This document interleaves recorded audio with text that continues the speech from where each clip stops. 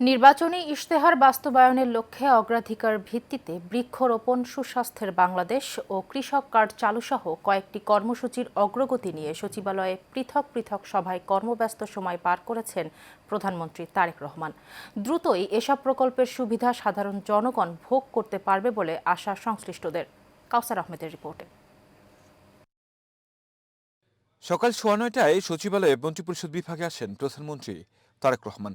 পরে সরকারের অগ্রাধিকার ভিত্তিক বেশ কয়েকটি কর্মসূচির অগ্রগতি নিয়ে সচিবালয়ে পৃথক পৃথক সভা অনুষ্ঠিত হয় সরকার প্রধানের নেতৃত্বে।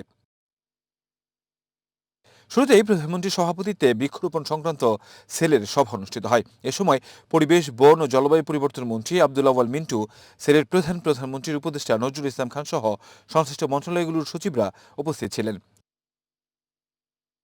সভায় আগামী ৫ বছর দেশে ২৫ কোটি বৃক্ষরোপণ কার্যক্রমের সবশেষ অগ্রগতি পর্যালোচনা করা হয়। পরে স্বাস্থ্য খাতের উন্নয়নে সুস্বাস্থ্যের বাংলাদেশ কর্মসূচি সংক্রান্ত ১৩ সদস্যের সেলের সঙ্গে বৈঠক করেন প্রধানমন্ত্রী। এছাড়া দেশে কৃষি খাতকে অগ্রাধিকার দিতে কৃষক কার্ড সংক্রান্ত সেলের সবশেষ অগ্রগতি নিয়েও বৈঠক করেন প্রধানমন্ত্রী। এর আগে সকালে সচিবালয়ে আনসার ও ভিডিপি মহাপরিচালকের সঙ্গে বৈঠক করেন সরকার প্রধান। কাউসার আহমেদ, এশিয়ান টেলিভিশন, ঢাকা।